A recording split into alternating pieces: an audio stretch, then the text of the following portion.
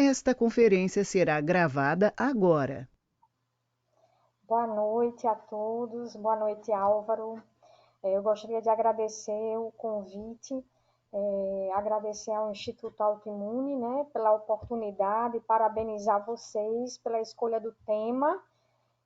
Eu sei que foi impossível fazer no mês de agosto, foi um mês tão importante, né, para a esclerose múltipla, mas não deixa de também perder o seu momento sendo agora em setembro.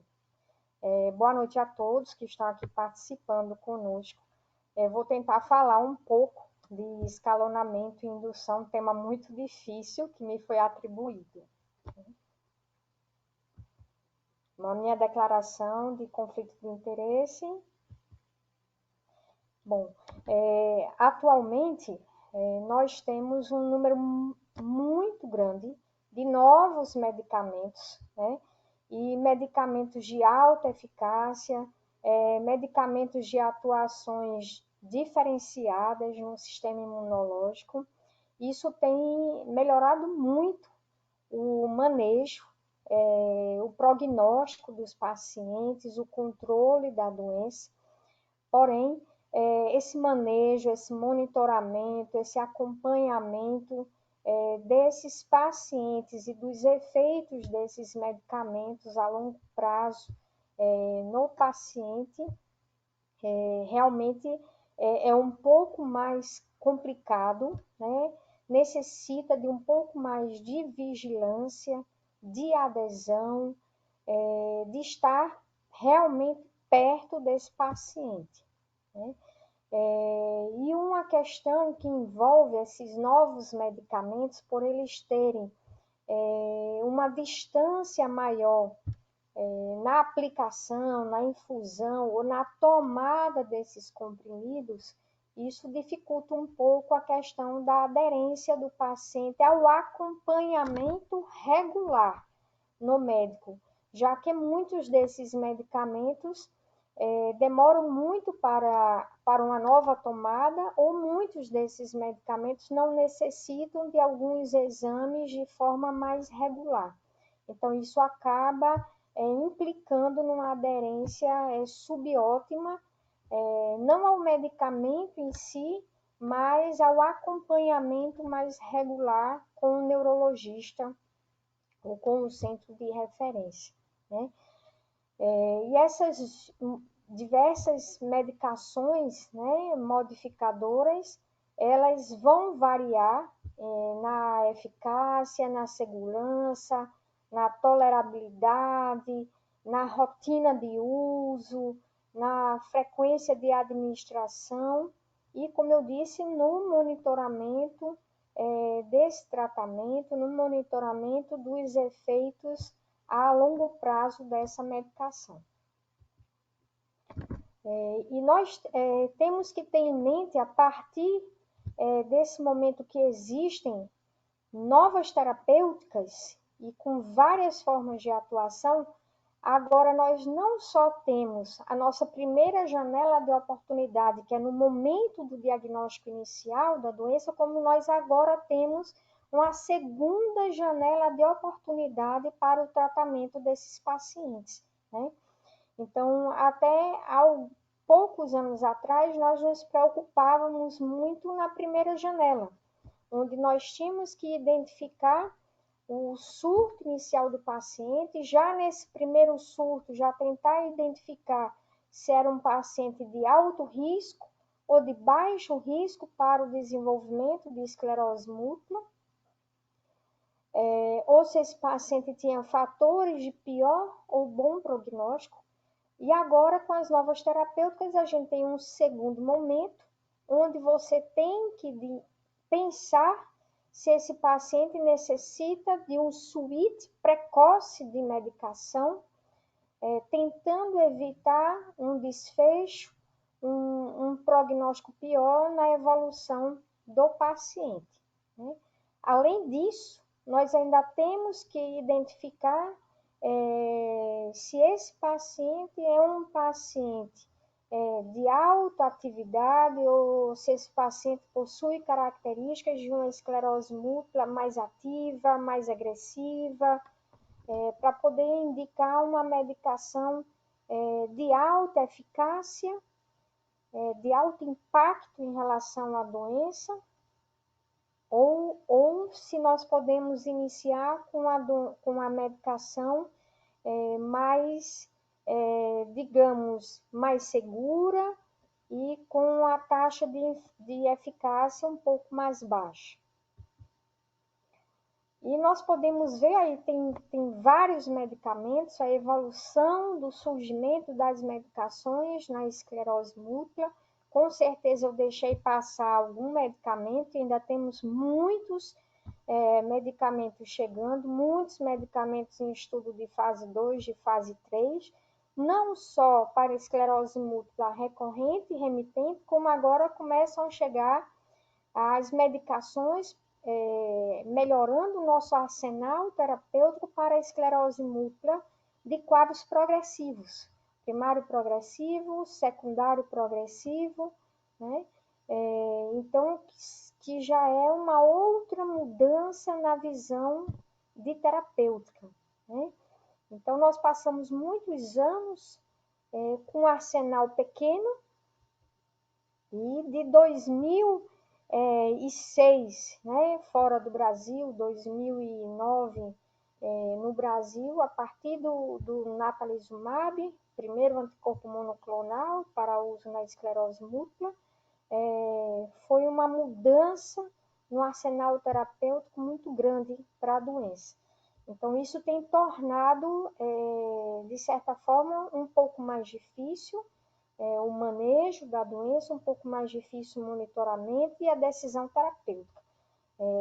Cada vez mais fica mais refinado essa decisão, precisa ser mais individualizada, precisamos medir mais determinados fatores de pior e bom prognóstico, além de visualizar a questão de segurança de medicação, a segurança do paciente, tentando caracterizar ao máximo esse paciente para poder definir o diagnóstico, né? Lógico, começaram a chegar alguns biomarcadores, né? Já começamos a sinalizar isso na esclerose múltipla, mas ainda não é uma realidade em todos os centros do país. Então, ainda necessitamos de muita avaliação clínica, né? De biomarcadores clínicos e não de exames, né? Que ajudem a biomarcar esses pacientes, essas manifestações, já que ainda não é uma realidade em todos os pontos do Brasil.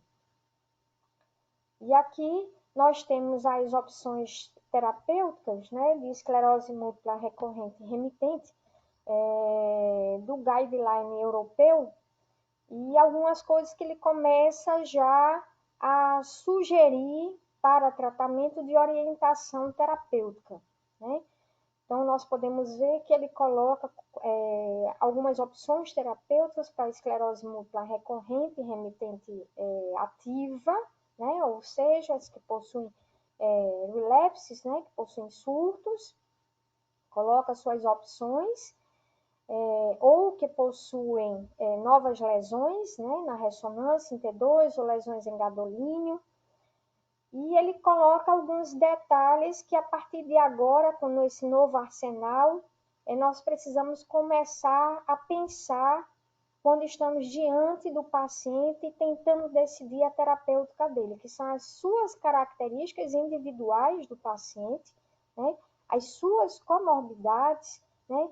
Os outros medicamentos que o paciente utiliza, a sua faixa etária, qual é a severidade de doença do paciente, qual é a incapacidade dele, o quão ativa é a doença dele, né? Qual é o perfil de segurança daquela droga que nós estamos pensando em utilizar no paciente, qual é a acessibilidade a essa droga. Às vezes o paciente ele é de fato ideal para uma determinada droga, e essa droga é de fato ideal para ele, mas ele não tem acessibilidade a essa droga. O Ministério da Saúde não fornece, nós sabemos que tem vários medicamentos que não são fornecidos. O local onde o paciente mora é um local que impossibilita dele guardar na geladeira refrigerado, impossibilita dele se deslocar para fazer infusão de medicação.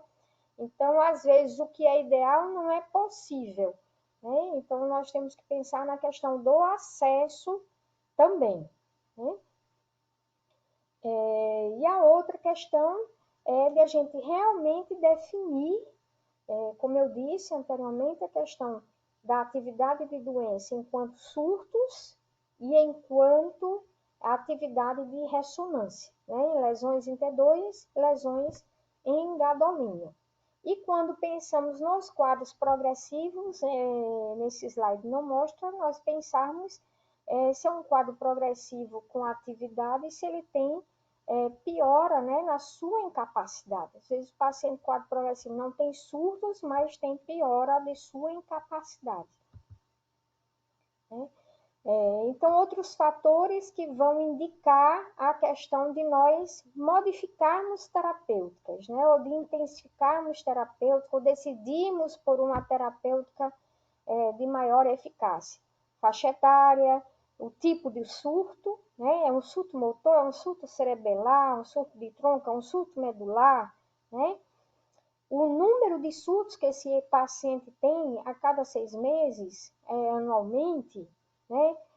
O tempo que esse paciente tem entre um surto e outro, o grau de incapacidade desse paciente, a resposta à terapêutica, né? Esse paciente respondeu à pulsoterapia com corticoide, ele respondeu integralmente, ou seja, ele melhorou 100%, ele melhorou parcialmente após a pulsoterapia com corticoide, né? Como foi a resposta às primeiras terapêuticas utilizadas em sua doença? Como foram os primeiros 2 anos desse paciente? Essa é a nossa primeira avaliação. Depois vem como foram os primeiros 5 anos desse paciente na medicação, né? O risco que esse paciente tem para evoluir para quadro secundário progressivo. Então, nós já temos hoje como medir esse risco, né? De forma clínica, a gente já tem como medir. E já tem alguns biomarcadores que podem nos levar a essa mensuração. E hoje em dia, com essas possibilidades terapêuticas e com o aumento da informação dos pacientes, de nós avaliarmos as preferências individuais do paciente. Ainda falando um pouco de estratégia terapêutica, de quando começar, de quando parar, de quando trocar, nós temos nesse artigo falando um pouco de diversos fatores que vão afetar a nossa decisão terapêutica de iniciar uma medicação modificadora de doença ou não, né? Então, a gente falando de início de terapêutico, então, a CIS, a Síndrome Clínica Isolada, com fatores prognósticos favoráveis, ou aquela CIS que não possui fatores prognósticos favoráveis, né? Foi uma CIS medular, foi um assis de tronco, tem bandas oligoclonais no líquido, né? Então, a gente tentar mensurar essa CIS, né? O quão é o risco dela de evoluir para a doença ou não. Se é uma esclerose múltipla recorrente, remitente, né? A quantidade de surtos que ela teve até chegar nesse dia no ambulatório, se ela acumulou alguma incapacidade desses surtos prévios, né? Se ela tem atividade de doença na ressonância, né? A quantidade de lesões em T2 que ela tem, o tipo do surto, localização, né? Se é um quadro progressivo de esclerose múltipla, com surtos ou sem surtos, né? Ela não tem surtos, mas tem piora na ressonância, ela não tem surto, mas ela tem piora na sua incapacidade. Há planejamento familiar de gravidez, né? Isso tudo interfere na nossa decisão terapêutica já no início, né? Às vezes na primeira consulta, na primeira decisão, já no start do tratamento. Então, isso tudo nós já temos que modificar, às vezes, a nossa decisão terapêutica, né? Qual é o risco de aderência desse paciente? Será que a gente já tem como medir nessa primeira consulta o risco de aderência dele? Né?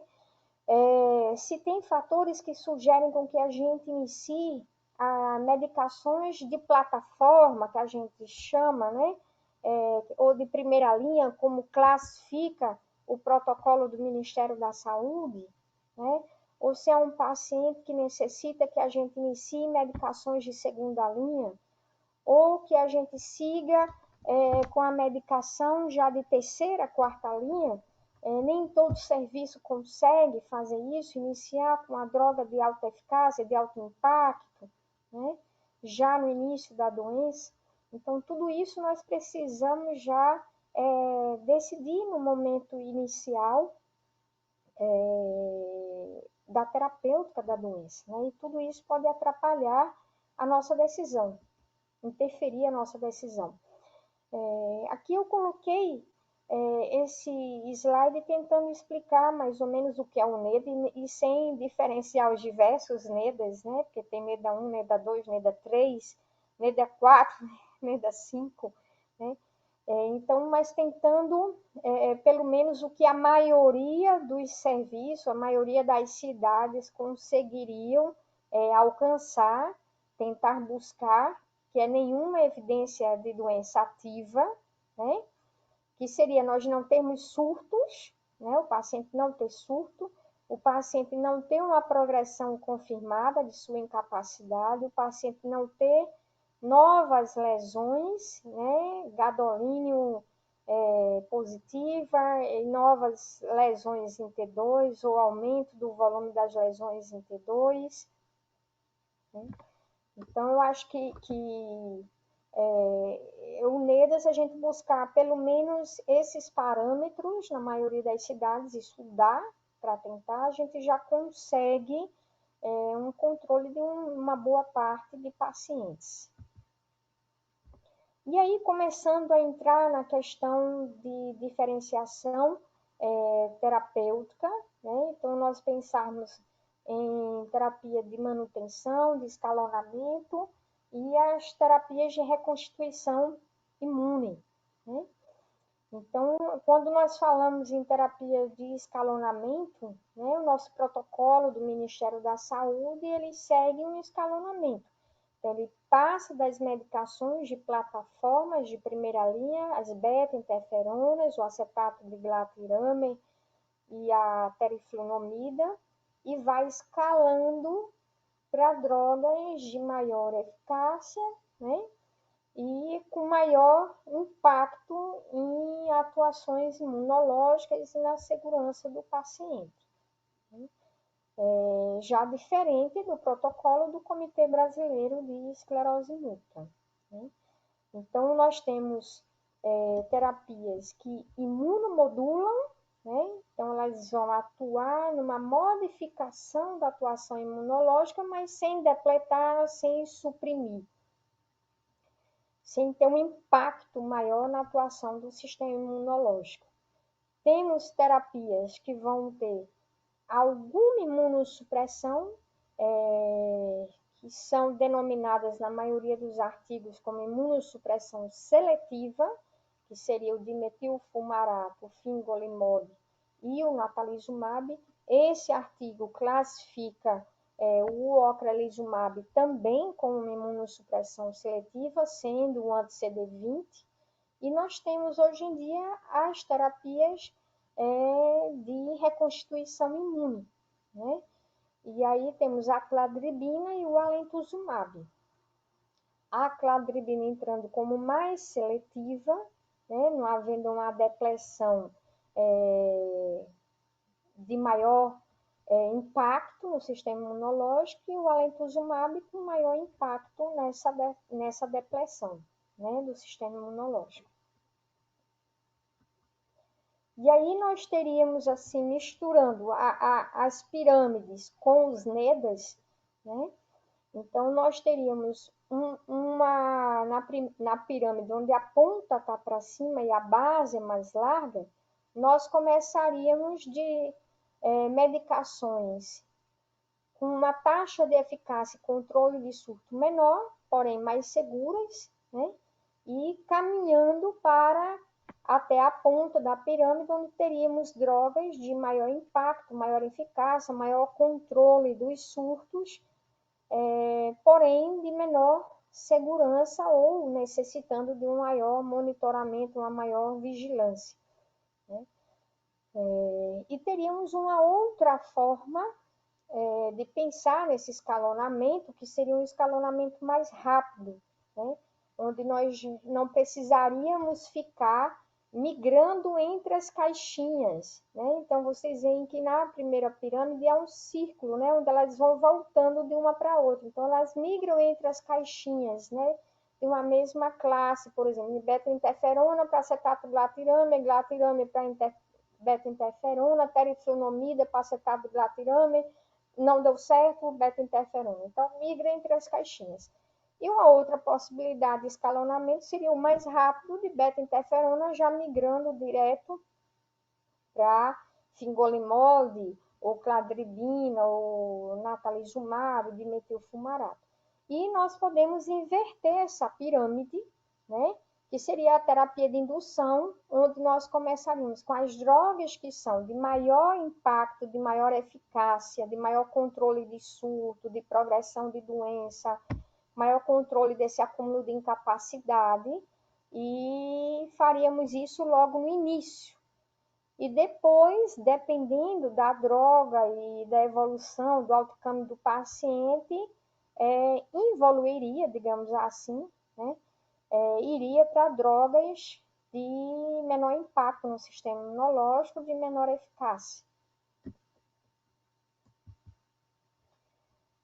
Então, nós temos aqui mais uma vez, né, esse artigo, ele mostra mais uma vez essa questão de uma opção terapêutica onde você retarda um pouco esse início de atuação em relação à doença, né, onde você vai fazer esse ciclo, né, de terapia entre os da caixinha, como eu falei ainda agora, né, mesmo sendo uma esclerose múltipla ativa, né, recorrente em remitente ativo, e aonde você pode fazer um outro, na segunda opção, você iniciar com medicações de efetividade precoce, né, de alta eficácia, já no início da doença.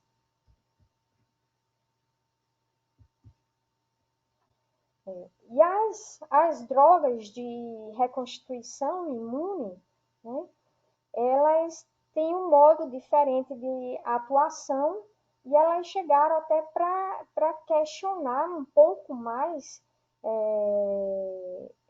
nós, médicos, né, especialistas no tratamento da doença, de como nós vamos mensurar a atividade da doença, definir essa escolha terapêutica e fazer esse acompanhamento e monitoramento desses pacientes.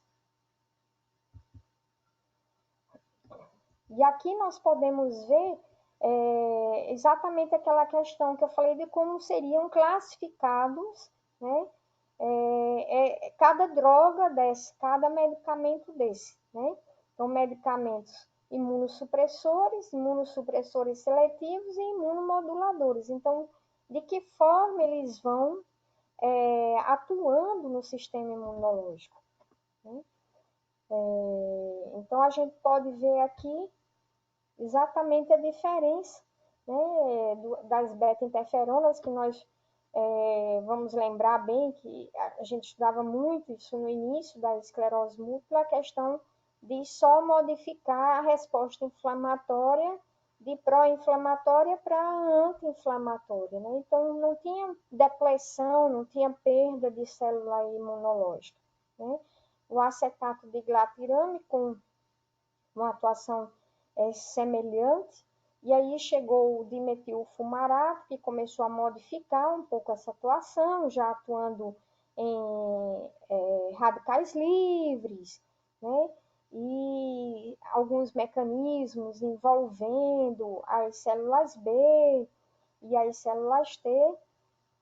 A teriflunomida atuando exatamente no número de linfócitos, o fingolimod também atuando nos linfócitos, deixando eles sequestrados dentro dos linfonodos, né?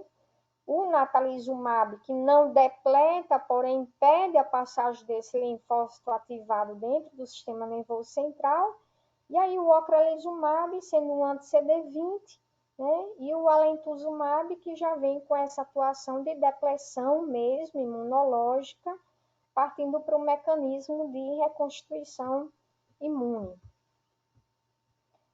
Aqui nós podemos ver mais uma vez, né, a indicação europeia para drogas modificadoras de alta eficácia na esclerose múltipla recorrente remitente. Então, onde eles classificam aqui quais seriam as drogas para a esclerose múltipla altamente ativa, quais seriam as drogas, na realidade, ideais para nós utilizarmos no início do tratamento, né, com essa pirâmide invertida, né, diferentemente do que nós utilizamos ainda em muitos serviços, né?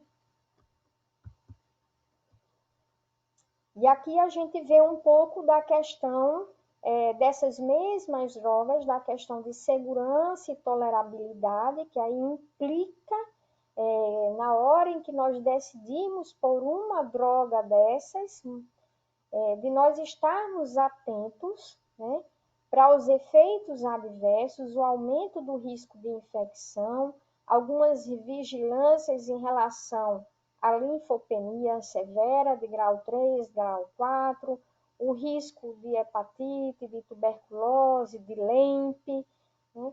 A questão dos efeitos cardiológicos e as alterações de mácula do fingolimod,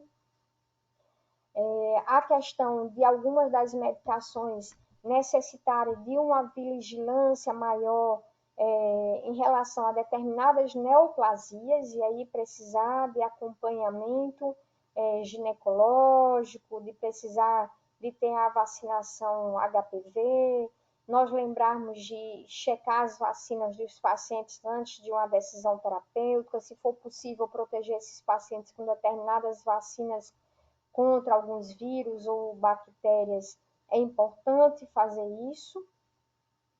E a outra questão dos efeitos infusionais, né? De nós estarmos atentos também, porque vários desses medicamentos novos são de infusão, né, intravenoso, e que precisam de uma atenção, né, de um manejo durante a infusão dos medicamentos. E nós temos aí várias drogas, eu já tinha mencionado num daqueles primeiros slides, né, várias drogas emergentes em esclerose múltipla, algumas já aprovadas, né, para uso fora do Brasil, e algumas já sendo submetidas no Brasil, e que vão cada vez mais necessitar um melhor domínio no manejo, na decisão terapêutica, na individualização do tratamento. Cada vez mais essa pirâmide, né, ficará mais difícil, essa decisão de escalonamento e indução também, e de precisarmos alertar as autoridades, né, o Ministério da Saúde, no caso a Conitec, que precisa dar essa oportunidade, assim como a Agência Nacional de Saúde, de favorecer essa oportunidade aos pacientes, né? Porque com essas novas drogas, essa nova forma de manejar os pacientes, de conduzi-los e conduzir a doença, nós temos como impactar o futuro dele, o outcome, né? De realmente modificarmos a evolução natural da doença, né? E dessa forma que está o protocolo do Ministério da Saúde atual e a droga que é liberada pela Agência Nacional de Saúde, que é somente o natalizumab, mesmo assim muitos planos de saúde ainda possuem uma resistência até na autorização do próprio natalizumab, fica muito difícil nós ofertarmos isso aos pacientes.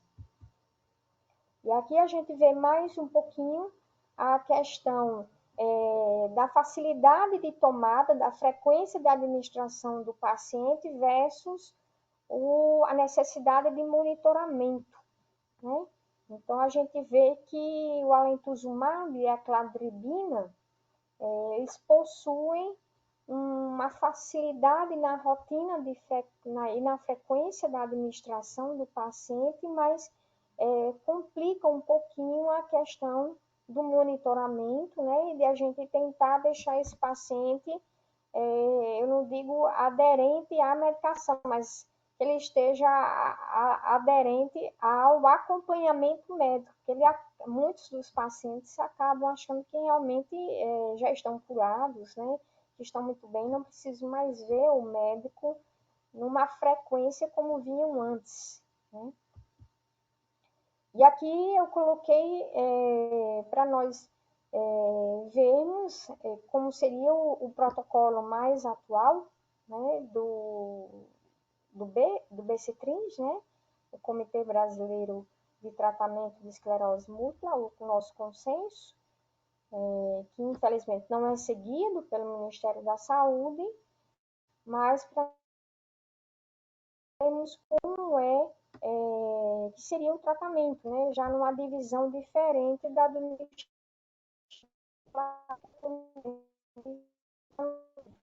Então, o BC, o consenso do BC é ficar como os protocolos do restante do mundo, né? Em esclerose múltipla ativa e não ativa, né? Recorrente e remitente, com atividade, com baixa atividade, moderada atividade, desculpa. E a esclerose múltipla primária progressiva e a secundária progressiva não ativa, que não tinha tratamento, mas que agora nós já vamos ter tratamento, né? Então, para a gente ver, modifica aqui, lógico, dentro das caixinhas, nós podemos migrar entre os medicamentos da caixinha, mas já é uma visão diferente, não é uma visão de primeira linha, depois segunda linha, terceira linha. Então, se o paciente já for um paciente de esclerose múltipla, de surtos, remitente, com alta atividade, você já pode optar por uma medicação de alto impacto, de alta eficácia. E alguns fatores que também são associados na decisão, né, na tomada de decisão. Mais uma vez, a questão dos pacientes, como eu já havia falado, hoje em dia, eles são pacientes que são muito mais informados, tanto sobre a doença, como sobre as drogas modificadoras de doença, né? E essa informação, quanto mais eles estão informados sobre tudo que está relacionado à doença, a cada droga, ao manejo, à segurança, à necessidade de determinados exames, o que ele tem que observar em relação à sua doença, à sua manifestação clínica, aos seus efeitos adversos, é um paciente mais fácil de aderir, porque ele entende a necessidade da aderência, ele entende a necessidade do uso regular da medicação, do retorno ao médico, da realização dos exames, né? Então, essa questão de nós termos essa comunicação ativa e dinâmica com os pacientes, isso melhora muito a expectativa e a aderência. A questão de nós valorizarmos a preferência do paciente, né? E questões inerentes à rotina de vida dele, né? Ao lugar onde ele vive, né? De nós definirmos a droga, dividindo essa decisão com o paciente. Isso é muito importante, né? E mostrando para ele a experiência que nós temos com a medicação. E discutir realmente de perto quais são as possibilidades, né? Eu costumo já fazer várias dessas discussões no momento do diagnóstico e no momento da decisão, da primeira decisão terapêutica, né? Já tentando até mostrar para ele que determinados exames já estão sendo solicitados, já pensando para frente, já tentando deixá-lo pronto caso os 2 primeiros anos de doença não sejam absolutamente tranquilos, confortáveis. E aqui tudo que hoje em dia nós temos que pensar diante da decisão terapêutica, diante da resposta terapêutica, diante da evolução do paciente, né? Antes nós pensávamos só em surto, né? Depois só nas alterações da ressonância, depois nós pensávamos no acúmulo de incapacidade, e agora nós temos que pensar na fadiga, na funcionalidade do paciente, que é a habilidade para o trabalho, para o estudo, a mobilidade dele, a capacidade visual, a capacidade de fala, de linguagem, as dores, a questão do planejamento familiar, a questão da sexualidade, né, a questão da função intestinal e vesical, porque muitas vezes isso incapacita o paciente, né? Incontinência fecal é super desagradável ao paciente, e as questões cognitivas, né? Que nós não podemos mais deixar de avaliar e de levar em consideração as queixas e as avaliações. Eu gostaria de concluir. Mais uma vez, eu falei sobre tudo isso, mas acho que isso resume tudo, que nós temos que estar realmente pensando no tratamento individualizado. Cada paciente é diferente do outro, a doença vai se manifestar e evoluir de forma diferente em cada paciente. A questão de nós tentarmos mitigar ao máximo o risco daquela droga modificadora de doença, a questão de nós trabalharmos a aderência e o monitoramento desse paciente, a educação, a informação ao paciente, ao cuidador, ao familiar, vigilância, né? Vigilância da aderência, vigilância dos exames, vigilância do quadro clínico do paciente, vigilância dos surtos, da incapacidade, da ressonância dele. Quais são as características desse paciente, as preferências dele, o estilo de vida, né? Como é constituída a família dele, quais são os planos dele para o futuro, né? Para nós tentarmos adequar a medicação a esse paciente, né? Eu gostaria de agradecer, é um assunto muito extenso hoje em dia, o tratamento. Me deixo à disposição para perguntas no final. Muito obrigada.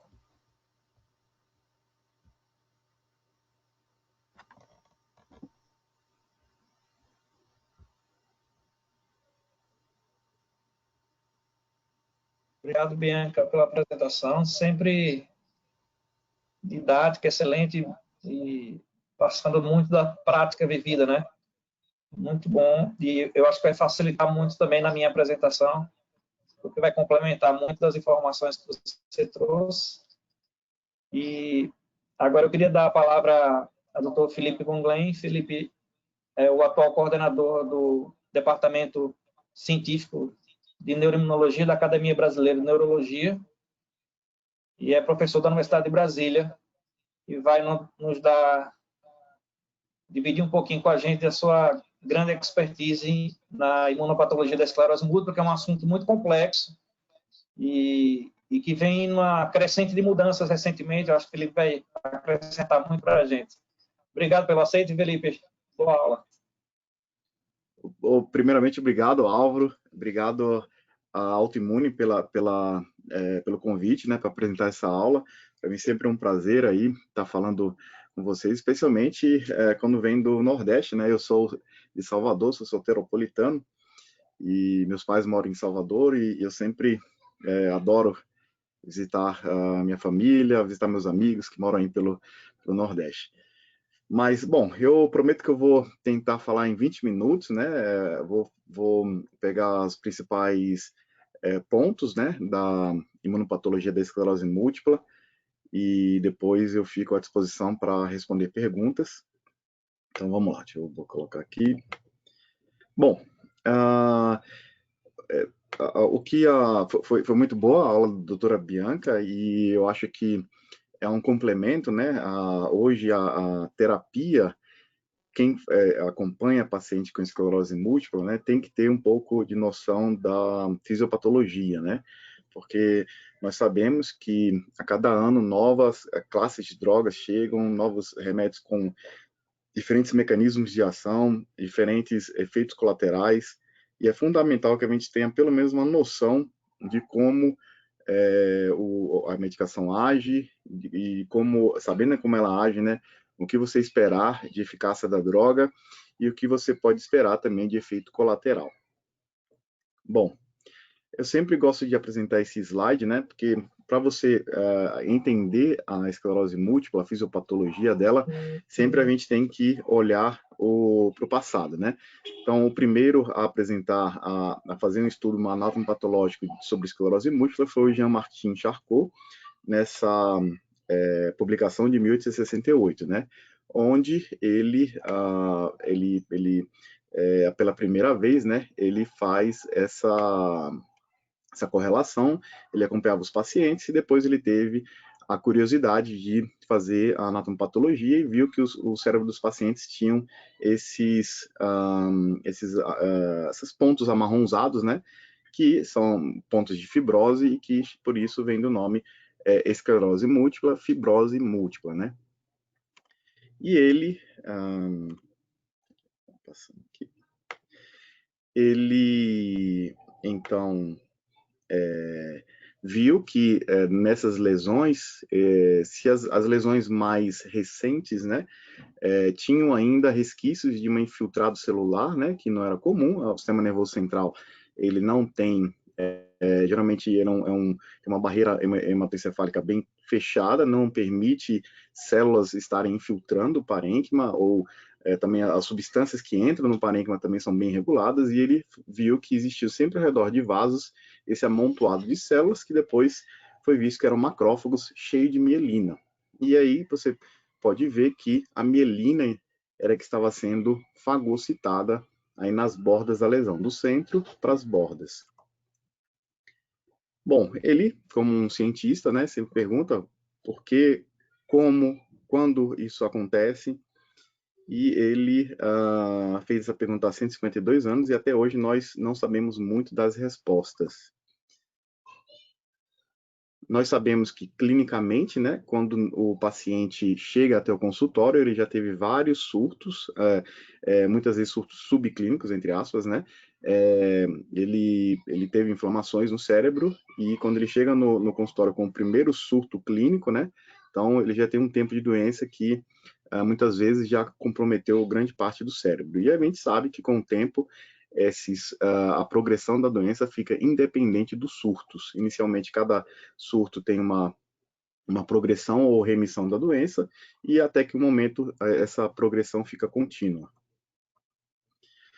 Bom, a gente sabe que antigamente a gente falava que esclerose múltipla poderia ter uma doença benigna, alguns pacientes que ficam anos sem terem surtos, só com algumas medicações, alguns imunomoduladores, e foi feito uma indicação de que esses pacientes poderiam ser uma forma benigna, mas a gente sabe que esse termo está inadequado, porque com o tempo nós sabemos que a doença progride, o paciente tem, como você pode ver aqui, apesar de ter poucas lesões, né, com hipersinal T2, você tem aí uma perda de massa cerebral, você tem uma atrofia cerebral, e a gente sabe que essa atrofia cerebral, além da substância branca, né, nós também temos uma atrofia cerebral que vem do córtex cerebral, que ele tem uma desmielinização. Uma desmielinização que só acontece em pacientes com esclerose múltipla, e recentemente a gente sabe que pacientes também com MOG, doenças associadas ao anticorpo anti-MOG, também podem apresentar essa desmielinização.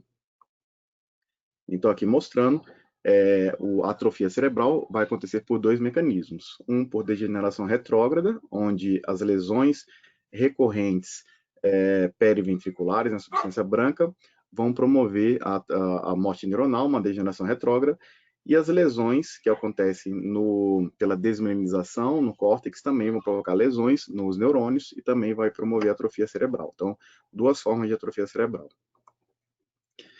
A gente sabe, a gente tem mecanismos hoje que pode medir na clínica essa degeneração, né? A gente pode usar a tomografia de coerência óptica, e não só na esclerose múltipla, algumas doenças desmielinizantes do sistema nervoso central.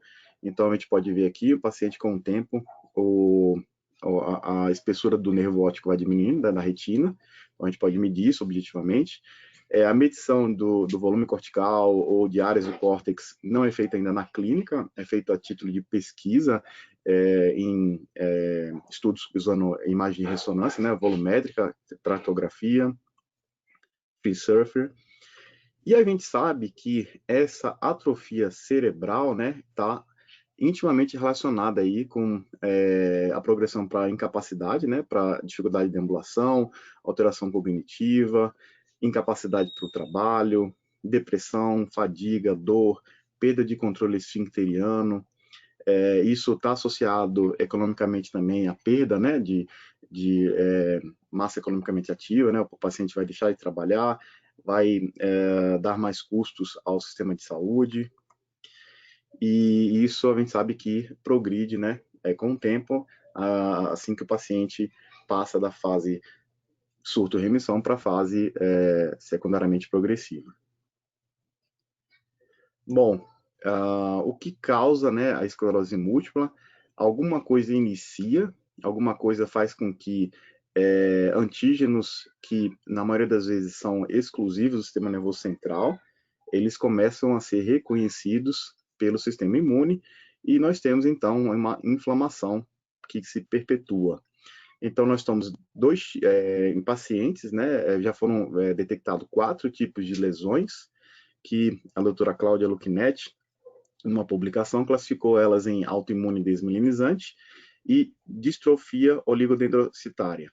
Quer dizer, uma aponta para a esclerose múltipla começar por uma inflamação na periferia, aí talvez por um mecanismo de mimetismo molecular, faz com que linfócitos, então, começam a reconhecer antígenos que seriam apresentados na periferia e depois migram para o sistema nervoso central e causam inflamação. A outra hipótese é que os oligodendrócitos entrariam em apoptose, por algum motivo ainda não explicado, e essa apoptose poderia expor antígenos e, eventualmente, isso engatilharia uma resposta autoimune. Esses 4 modelos de desmilinização, né, já foram encontrados em pacientes, e no mesmo paciente, em diferentes pacientes. Então, a gente não sabe mais ou menos ainda explicar como a esclerose múltipla se inicia e depois se perpetua, né?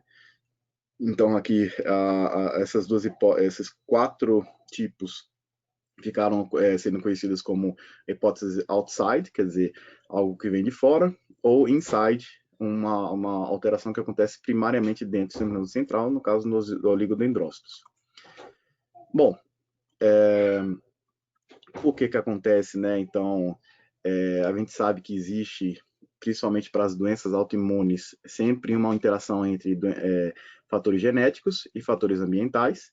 Então, os fatores genéticos conferem uma suscetibilidade e, quando o paciente com essa suscetibilidade entra em contato com algum fator ambiental, pode ser vírus, deficiência de vitamina, alguma alteração da microbiota intestinal, alguma coisa, faz com que, então, aquela doença se inicie.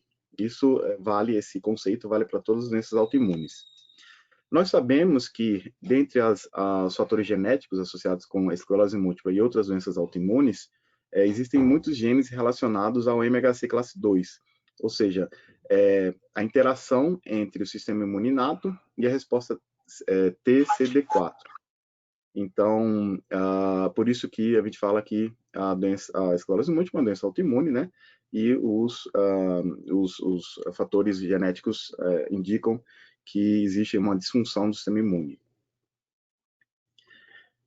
Bom, aí no sistema imune, alguma alteração, como eu falei, que não é explicada, causa 2 problemas. Uma expansão policlonal, as células ficam superreativas, e outra de polarização. As células, elas hiperreativas se polarizam para uma via inflamatória. Nós sabemos que tem 2 principais, a TH1 e a TH17.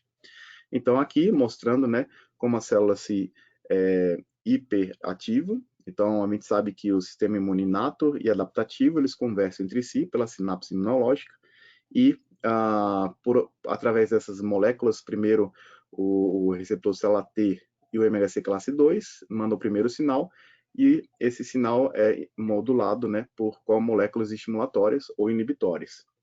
É interessante que esse mecanismo de ativação e desativação é o mesmo que acontece, né, com as outras células do sistema imune e a mesma coisa que acontece, né, nos estudos de tanto doenças autoimunes como doenças ligadas ao câncer. No caso do câncer, a gente quer hiperestimular o sistema imune para que ele possa combater o câncer, e nas doenças autoimunes a gente quer desativar o sistema imune para que ele não agrida o próprio corpo. Então, desse balanço, né, a gente vai ter ou a imunogênese ou a tolerogênese. Aqui in vitro, mostrando, né, como isso acontece, é muito bonito, você pode fazer isso no laboratório. Você pega as células T, estimula elas, né, através do receptor da célula T e as moléculas co-estimulatórias, você tem aqui uma expansão de células.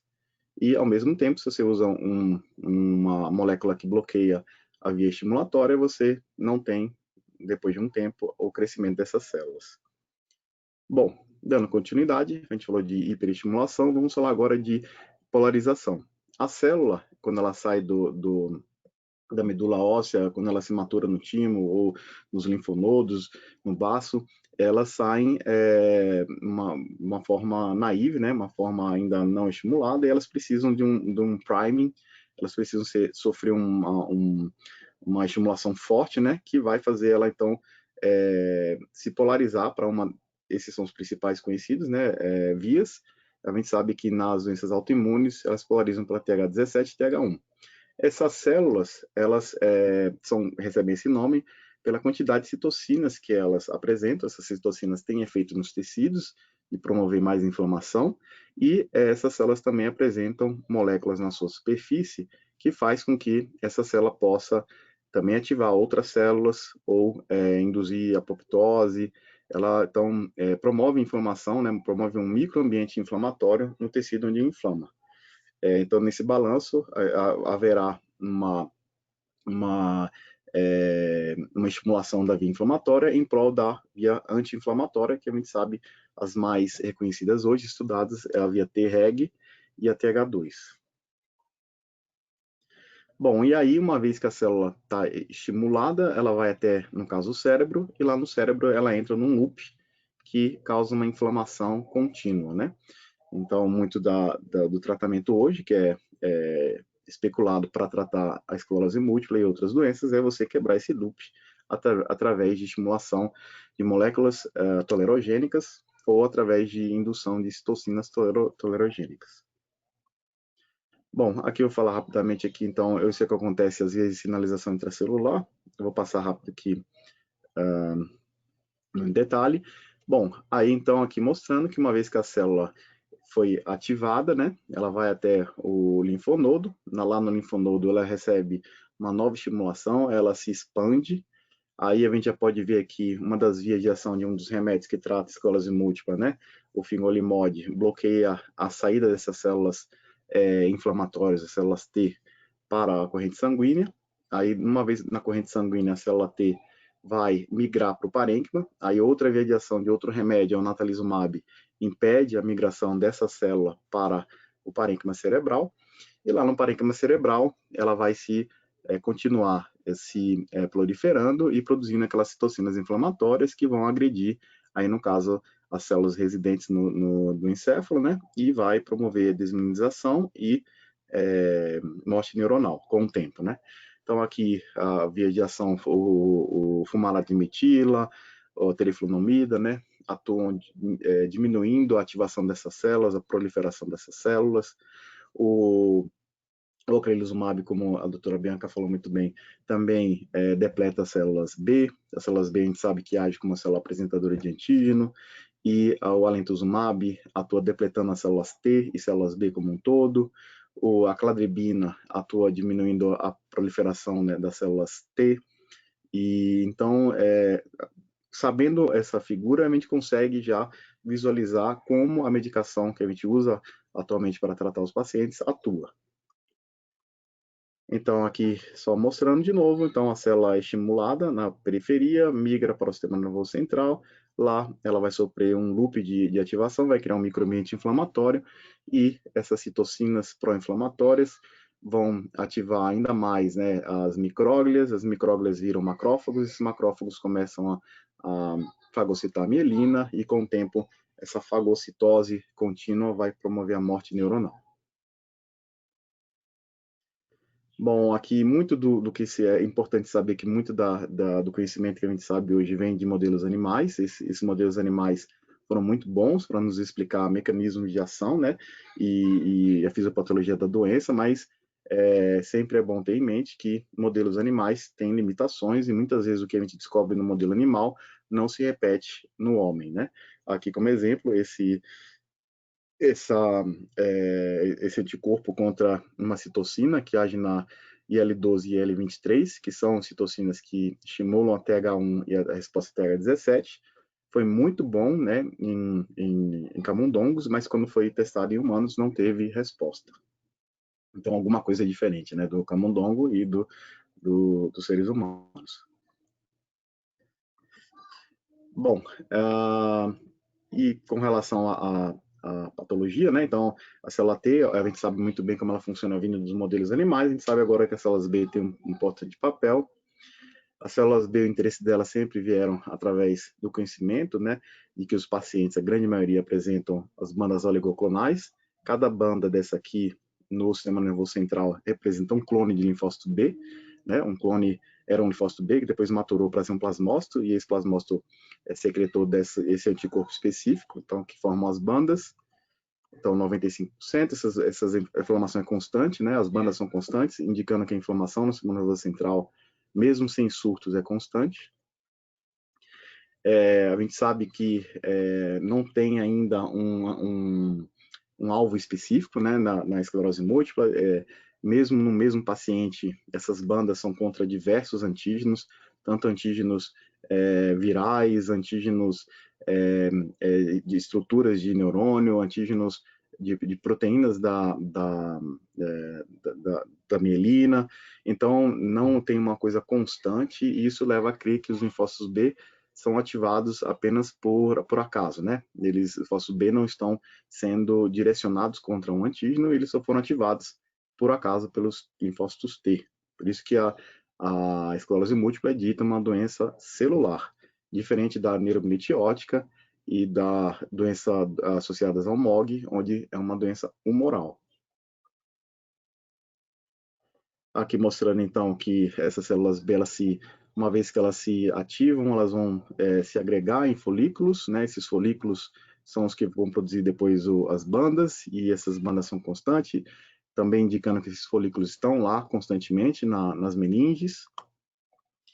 E esses folículos, né, a gente sabe, estão relacionados com a desmielinização no córtex. Anteriormente se achava que era só a esclerose múltipla que promovia a desmielinização, agora a gente sabe que o MOG também. Essa desmielinização cortical é fase progressiva, né? Ela indica que a doença, quanto mais progressiva a doença, maior o número de desmielinização, e ela está relacionada também com morte neuronal. Então, com o tempo, a gente sabe que a esclerose múltipla, a inflamação vai diminuindo e vai aumentando a fase de degeneração, né? Aí a gente começa a enxergar menos infiltrado celular, e a gente começa a ver mais morte neuronal, mais micróglia, mais sistema imuninato ativado, e isso vai também sendo mais dificilmente controlado, uma vez que entra nessa fase progressiva. Os tratamentos hoje disponíveis já não têm tanta ação. Por isso que é importante começar a tratar cedo o paciente, e com o tratamento da fase inflamatória, a gente diminui, né, a velocidade de progressão e a chance de ir até essa fase já progressiva, que tem pouco tratamento disponível hoje. Bom, aqui mostrando que a desmielinização está relacionada com morte neuronal. E aqui, esse paper é muito legal, quem puder ler é muito interessante, né? Mostrando que a desmielinização cortical já acontece desde do início da doença, né? Até desde o INCIS, né? Quando o indivíduo tem um primeiro surto. E é uma coisa que intriga, porque mesmo um paciente com uma infecção meníngea, uma meningite crônica por tuberculose, você encontra uma inflamação importante, né, na meninge, e você não tem desmielinização cortical. Então, essa é uma coisa que intriga o cientista. Como é que acontece desmielinização cortical, que leva depois a morte neuronal e atrofia também do córtex, né? A gente não sabe, talvez quem descobrir vai ganhar o prêmio Nobel aí no futuro. Bom, o que leva a essa imortalização a gente não sabe, tem muita especulação, tem gente que fala que pode ser infecção pelo vírus de Epstein-Barr, mas vários grupos também não detectaram, outros grupos detectaram, então ainda não é definido. E a gente sabe que essas células B elas se imortalizam mais provavelmente pela ativação das via TH17, né? Que já é sabido que é ativado aí desde o começo da doença e é a principal via inflamatória da esclerose múltipla. Bom, aqui então para a gente já finalizando, as células B são importantes hoje, a gente sabe como promotoras de inflamação, né? Elas apresentam antígeno e também produzem citocinas inflamatórias, e quando a gente trata o linfócito B, a gente consegue aí também controlar a inflamação da esclerose múltipla, e por isso que a medicação é eficaz. Antigamente se usava muito o rituximab e hoje a gente usa o ocrelizumab, que é um anticorpo já humanizado. Bom, aqui tem, agora, como o conhecimento cresce, né? Células B hoje está sendo um hot topic, e a gente sabe que também existem células B reguladoras, talvez exista um desbalanço entre células B reguladoras e células B efetoras, assim como já se sabia que acontece com as células T, então é algo que é motivo de estudos. E para terminar, então, os estudos com esclerose múltipla, né, trazem hoje muitos avanços, não só na compreensão de doenças da esclerose múltipla em si, mas também de outras doenças inflamatórias do sistema nervoso. É ainda um processo incompletamente compreendido, mas está se avançando. Os modelos animais são muito bons, só que os animais são bons modelos de células T, e a gente sabe que outras células podem ter um papel importante, né, na inflamação no ser humano. Então, como a célula B está demonstrando, células NK, macrófagos, monócitos. Então, provavelmente a gente precisa também desenvolver novos modelos animais. Atrofia cerebral é uma outra via recentemente descoberta, e uma coisa também que todo mundo está agora investigando, né? Pode ser que, uma vez que se descubra o mecanismo de ação da desmielinalização cortical, você possa, talvez, aí controlar a fase progressiva da doença, que é a fase secundariamente progressiva, né? Então é isso, essa era o que eu tinha para falar, e estou disponível aqui para alguma pergunta. Obrigado aí pela atenção.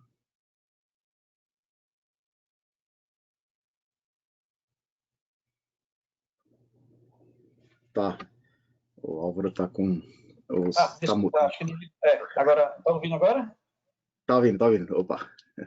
Parabéns, Felipe. Excelente apresentação, né? É um tema muito difícil, complexo, né? Como todos podemos ver. Eu vou colocar minha apresentação aqui para a gente dar andamento cada horário. Perfeito. Obrigado. Obrigado a você, Felipe. Eu que agradeço.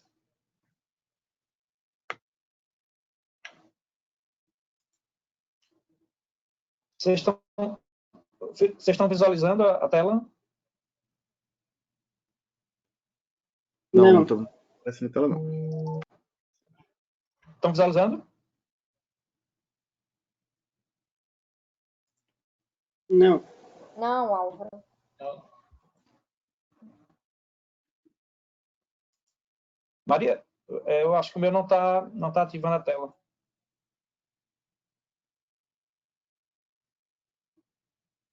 Doutor Álvaro, tem 2 Álvaros. Eu coloquei um. Tenta novamente, por favor. Então... Tá, deixa eu ver aqui. Então, deixa eu...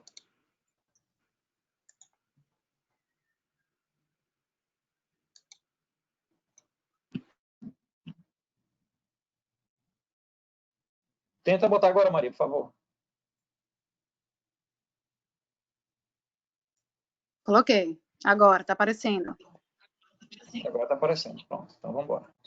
Ótimo. Bom, então vamos lá.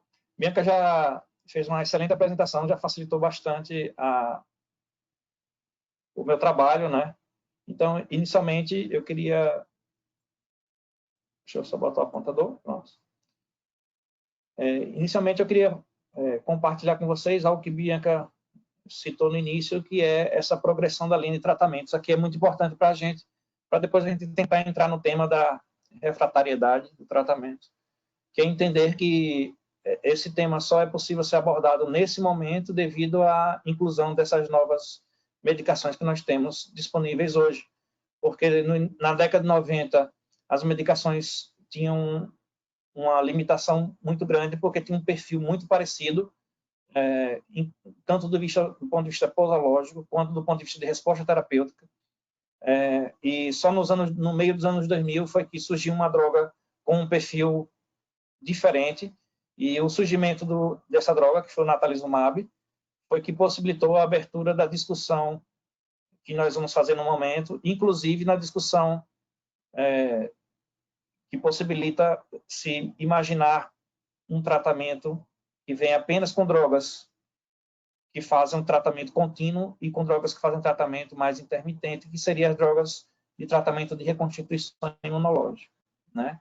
Então, nós teríamos basicamente esses dois perfis, uma droga de manutenção, alguns estudos, em alguns locais chamam de tratamento de plataforma, que é um tratamento mais contínuo, com efeito imunológico, uma tentativa de efeito imunológico mais constante, e a medicação com uso mais perene. Enquanto o tratamento intermitente, esse tratamento é um tratamento de reconstituição imunológica, que a gente vai mostrar mais na frente o que seria essa reconstituição e por que ele tem uma eficácia diferente.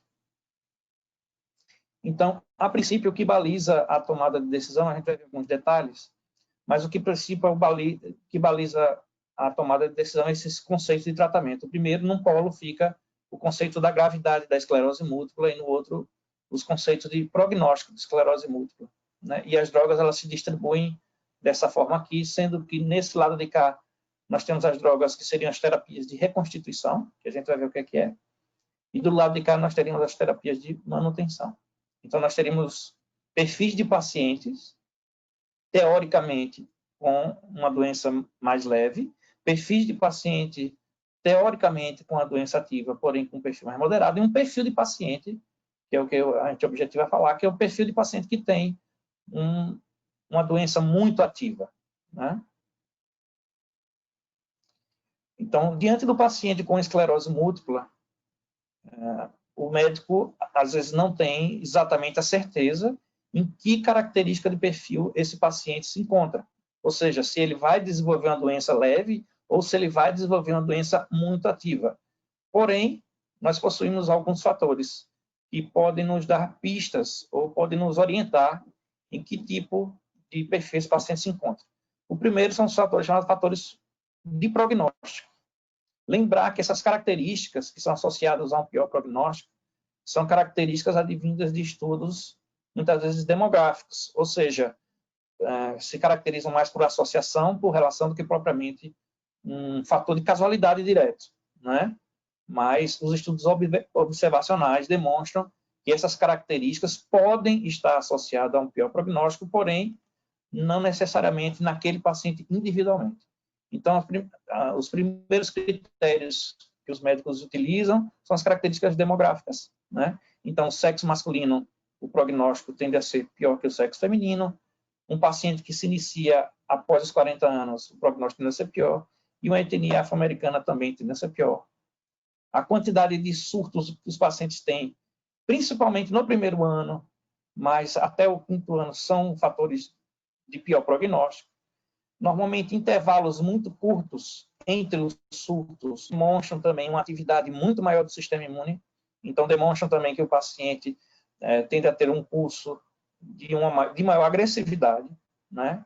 E a acumulação rápida das incapacidades entre os surtos, ou seja, a escala que a gente utiliza para aferir a incapacidade, que é o EDSS, ela é graduada de 0 a 10, como a gente sabe, e o paciente a partir de 3 anos, principalmente nesses 5 primeiros anos, já pode ser caracterizado como um paciente de pior prognóstico. Lembrando que a escala ela tem um componente motor muito importante, né, e a marcha influencia muito. Então, pacientes que acumulam esses déficits, principalmente em sintomas motores, acabam aferindo maior incapacidade do que os pacientes que acumulam déficit em outras áreas de funções neurológicas, né?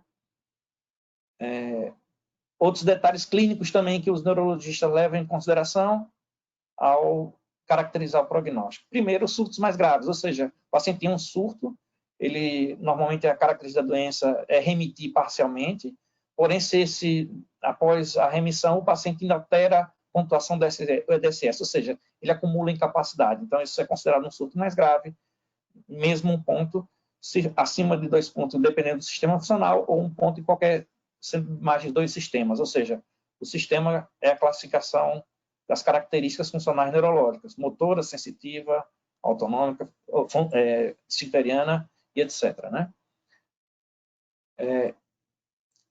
Ter surtos em vários sistemas diferentes, isso também caracteriza mau prognóstico e recuperação parcial é incompleta. Além das características clínicas, tem as características radiológicas. Então, alta carga lesional, né? Então, você ter aumento de volume de lesão no T2, mais de 2 lesões captantes no gadolínio, ou lesões em T1 que surgiram black holes, ou seja, lesões em T1 que surgiram perda de neurônios, né? Déficits neurológicos. Sinais precoces de atrofia cerebral, como o Felipe bem lembrou, ainda na prática clínica a gente tem bastante dificuldade devido à metodologia para aferir a atrofia. Lesões infratentoriais em medula espinal, ou seja, lesões que conferem não só o encéfalo, mas também o tronco cerebral e a medula. Isso, às vezes, caracteriza pior prognóstico, né?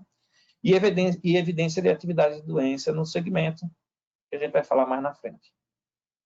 Baseado nessas características, que já se sabia do ponto de vista epidemiológico, surgiram vários estudos que tentam delimitar melhor os critérios de que paciente responde a determinada terapêutica na esclerose múltipla. Isso não está claro em todas as terapêuticas. Lembrar que os critérios propostos por Rio, por exemplo, foram mais baseados em pacientes em uso de interferon, mas ainda hoje são um dos critérios mais importantes para a gente definir os pacientes respondedores ao tratamento, principalmente porque aqui no Brasil, como bem lembrou a doutora Bianca, nós temos a liberação das medicações baseada no protocolo que o Ministério da Saúde libera, que limita, em parte, algumas escolhas. Então, os interferons são uma opção ainda muito importante no nosso meio.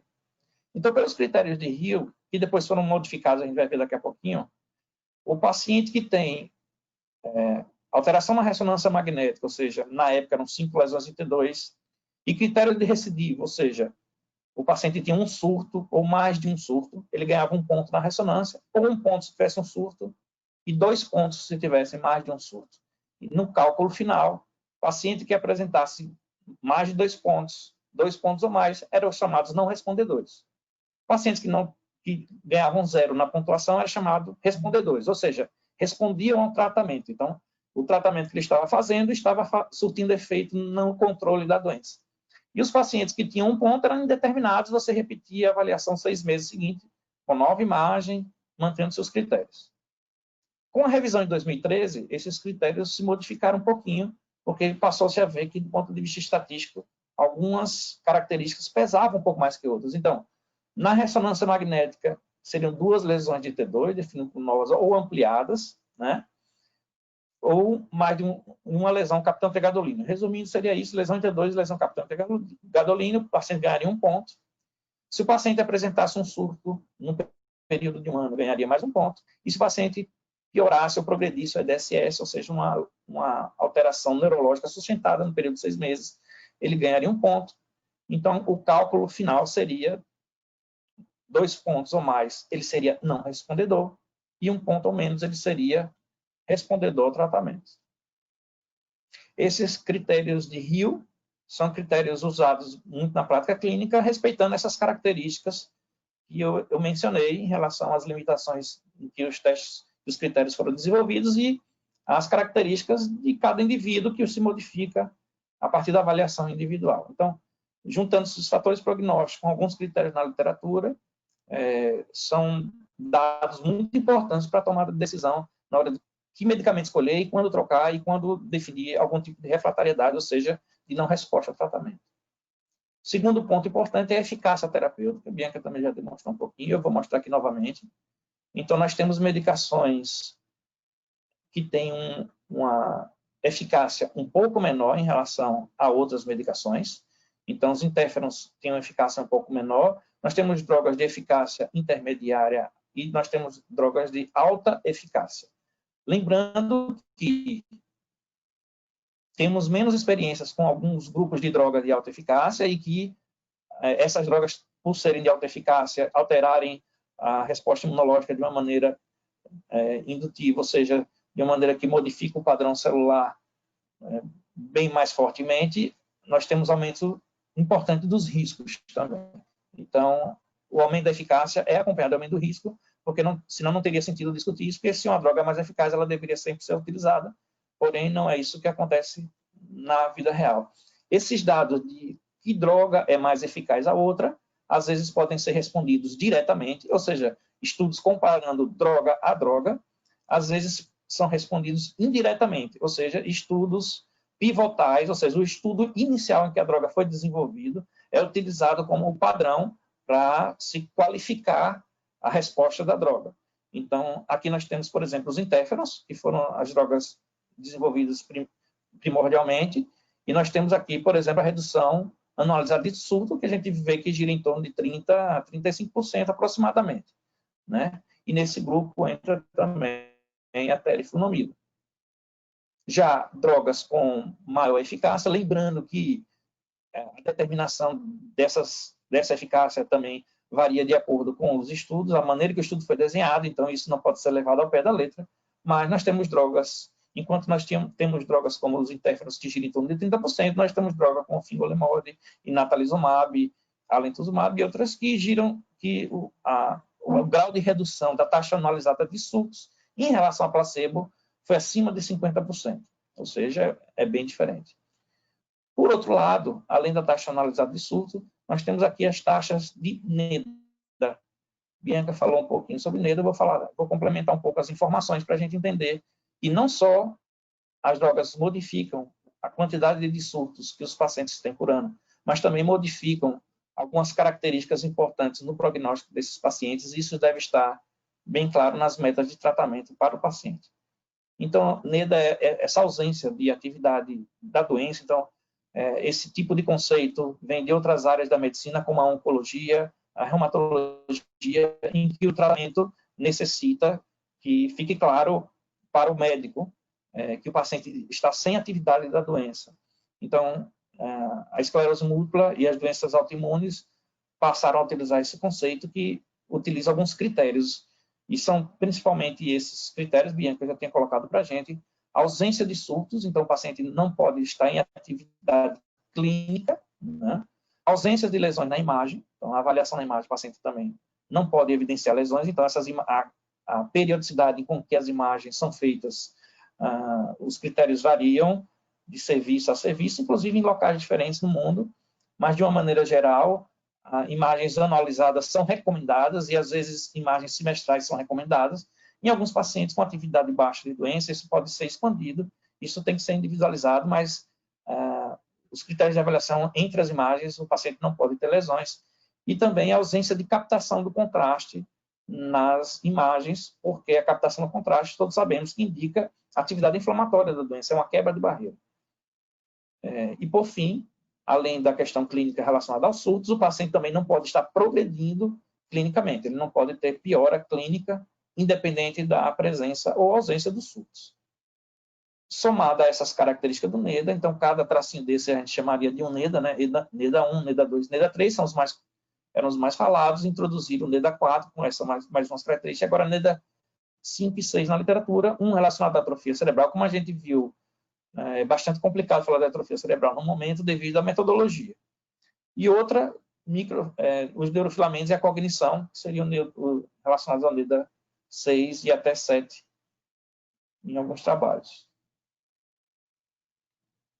Felipe falou um pouquinho sobre lesões corticais, e vale a pena a gente lembrar que essas lesões corticais às vezes estão relacionadas a essas características, estão se somando à observação de cunho prognóstico dos pacientes, tanto de atrofia cerebral como perda de tecidual, e não só da desmineralização. Então a gente sabe que os neurônios eles estão nesse manto cerebral, ou seja, nessa superfície do córtex cerebral, do cérebro, e que os axônios, que são as fibras, elas estão, e é onde está a mielina, estão nessa região, porém, existem vários grupos de neurônios que se comunicam em processos intracorticais, esses neurônios também podem sofrer processo de mielinização e de perda neuronal.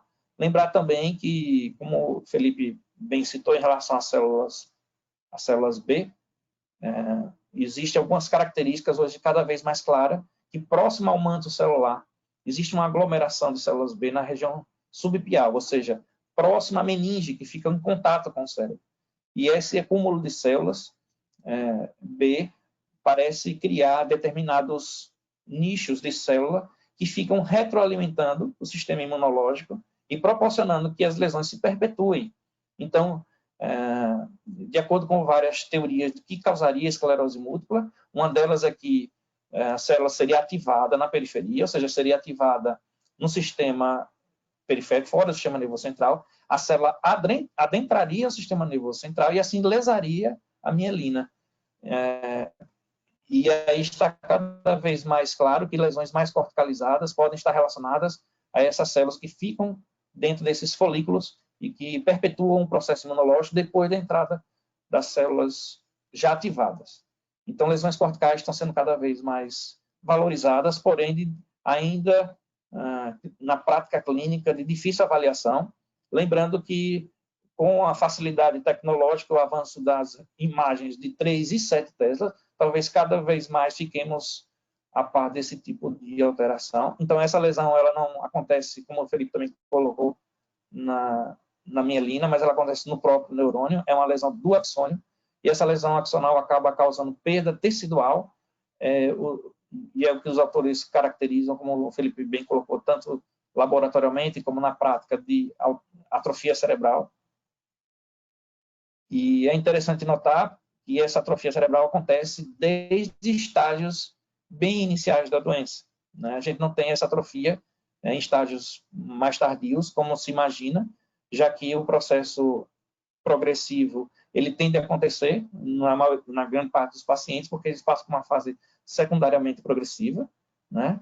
E um grupo menor de pacientes já tem essa fase primariamente progressiva, e isso já é observado também, mas é importante notar que em fases iniciais, que são as síndromes clínicas isoladas, ou seja, o paciente apresentou apenas um surto e às vezes não tem critério para esclerose múltipla, já pode ser observada atrofia cerebral, e em pacientes com esclerose múltipla remitente recorrente também. Outro ponto que entra em comunhão com os novos preceitos do que seja NEDA, ou seja, ausência de atividade de doença, seria o comprometimento cognitivo. Lembrar que na literatura nós temos ainda bastante dificuldade de definir alguns critérios do que seja, de como aferir esse comprimento, de como acompanhar os pacientes com alteração cognitiva, mas lembrar que alguns pontos primordiais na cognição são acometidos um pouco mais precocemente. Então, a velocidade de processamento de informação, a atenção, funções executivas e memória parecem ser os pontos chaves. Vou só relembrar aqui, mais uma vez, a relação entre inflamação e perda axonal. Então, nesse gráfico aqui, a gente mostra que o processo inflamatório do cérebro é bem conhecida essa figura, né? Ele ocorre no início da doença, ele tem uma curva de progressão, e já as alterações de perda de neurônio, elas vão acontecendo mais progressivamente e mais linearmente. Então, enquanto nos primeiros anos de doença, né, aqui o paciente ainda não tem um diagnóstico, ele só tem alterações, às vezes, radiológicas ou não, é uma fase subclínica da doença, né? Ele vai começar a perder tecido cerebral e vai aumentar os danos do neurônio e do axônio com o passar do tempo. E nessa fase daqui de doença é que há esses pontos de curva. Então, Bianca tinha mostrado, mas eu vou entrar em detalhes em algumas peculiaridades desse gráfico, que é um dos mais importantes hoje em dia, quando se pensa em que tipo de terapêutica a gente vai optar. Então, primeiramente, a gente precisa entender em que paciente nós estamos trabalhando. Se é um paciente com pouca atividade de doença ou um paciente com muita atividade de doença. Como acabou de ver, isso não é um critério 100% objetivo. Essa delineação vai depender exatamente de que critérios ou fatores você está levando em consideração para definir isso no paciente, porém, Em alguns casos, isso fica muito claro, que o paciente é um pouco mais grave ou um pouco menos grave. Em outros casos, que talvez seja esse cinza entre esse mais e menos, isso não fica tão evidente, e esses casos são os mais difíceis de tomar as decisões.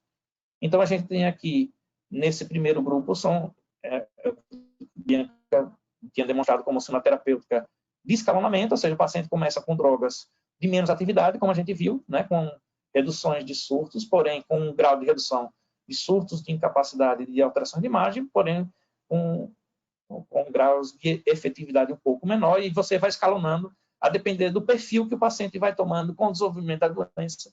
Ou seja, isso depende de um fator, às vezes, não só clínico pontual, mas também temporal, né? Você pode optar por escalonamento rápido, ou você pode optar, porque a gente vai falar um pouquinho também, para fazer uma terapia de indução neurológica. Então, essa terapia de indução é chamada também de terapia de reconstituição imune.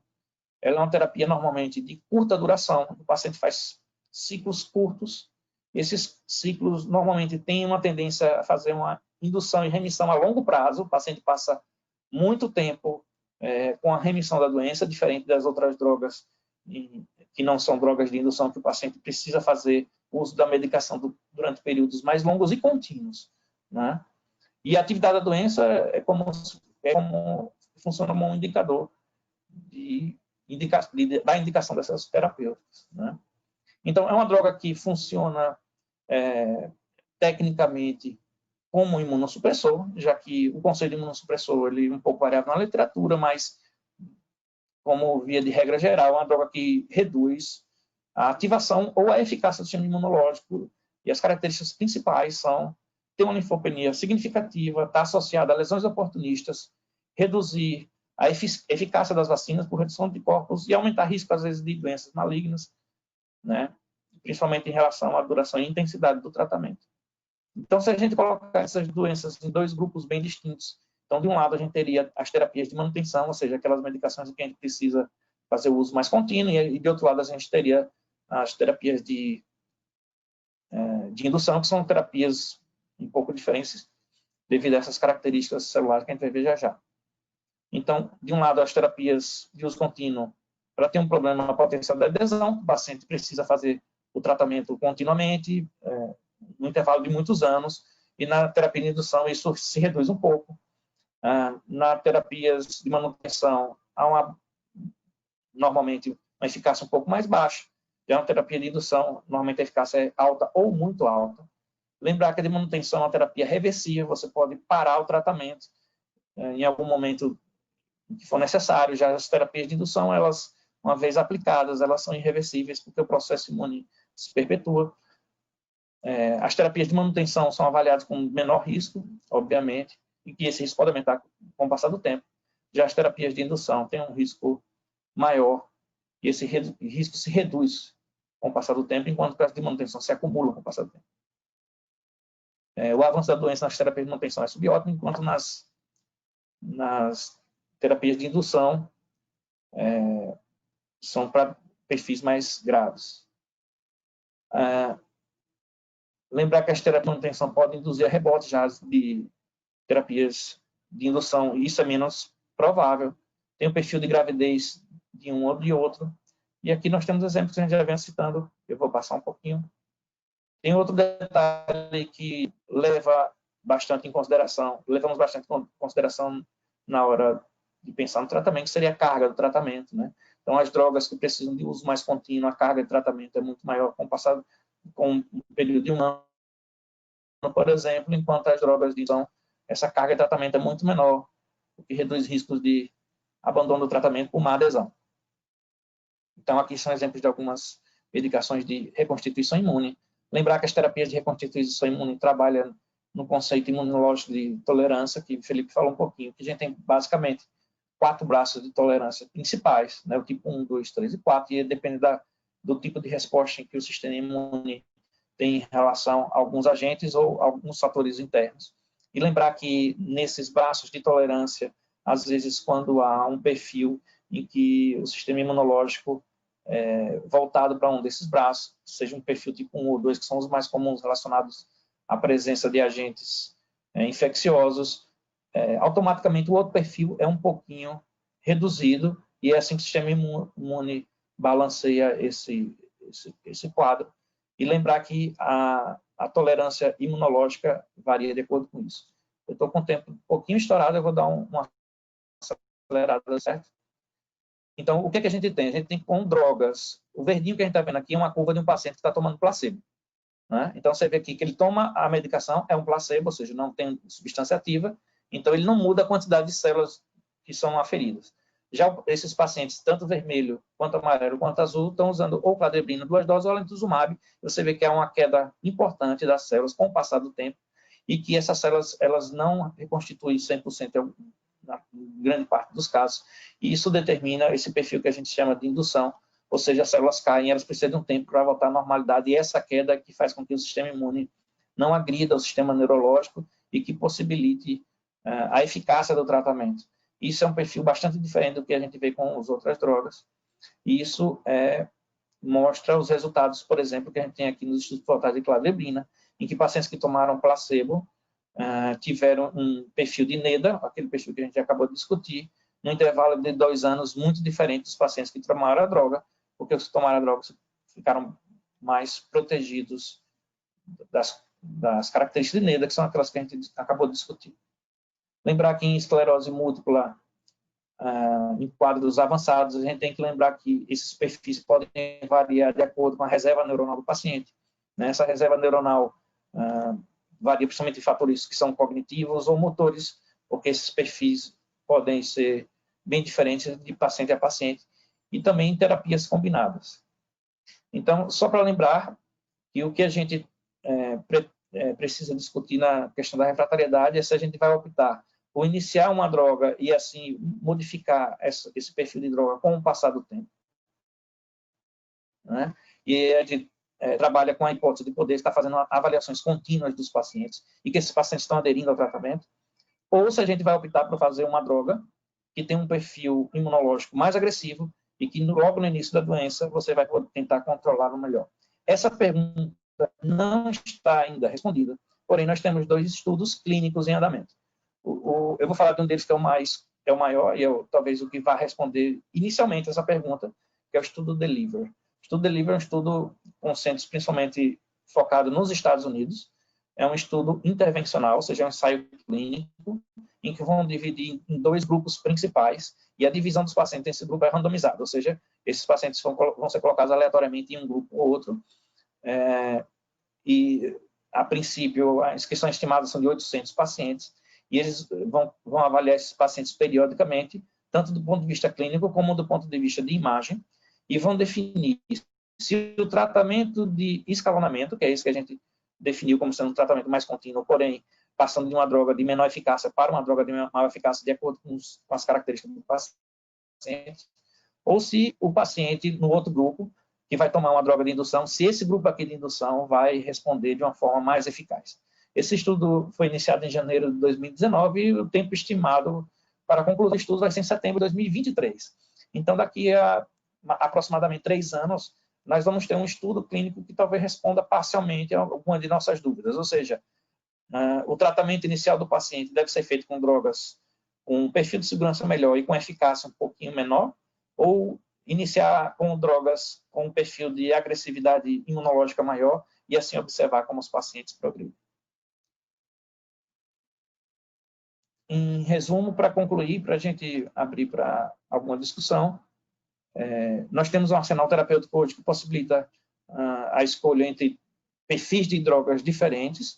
Existem esses fatores que influenciam essa tomada de decisão e nem sempre eles estão claros na clínica. Na grande maioria das vezes, mesmo tomando como base os critérios, esses fatores não são tão claros.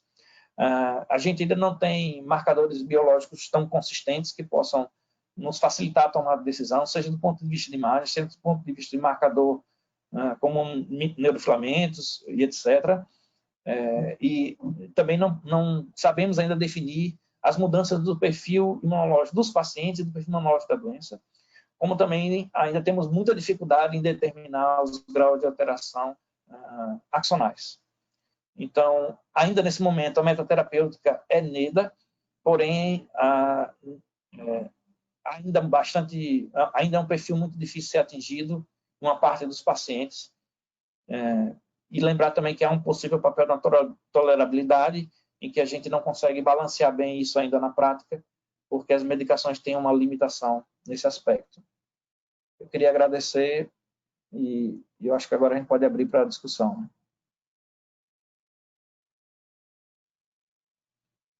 Eu não sei se Felipe está aí, Bianca.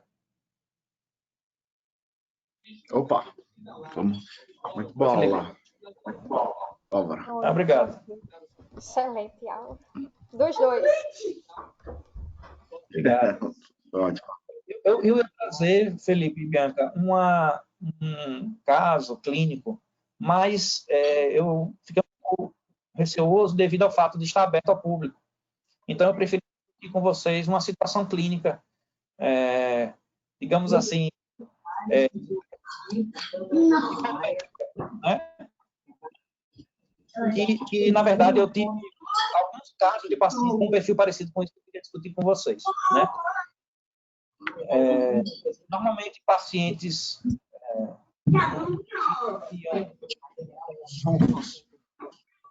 seriam considerados tecnicamente mais leves, né?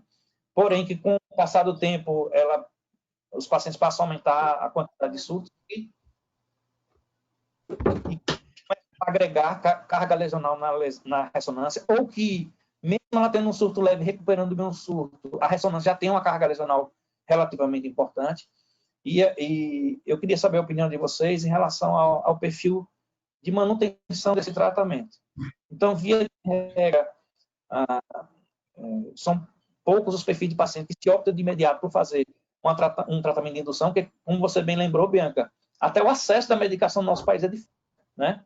A gente tem uma dificuldade, mesmo no privado, de ter esse acesso. Eu queria ouvir a opinião de vocês, se esses dois estudos que estão em andamento, se vão impactar, talvez, na nossa prática, ou seja, se o braço de estudo que está fazendo indução realmente mostrar significância em relação à progressão da doença diante dos critérios que se optaram, se vai nos empurrar a uma conduta clínica em que nos induza fazendo o tratamento de indução. O que é que vocês acham?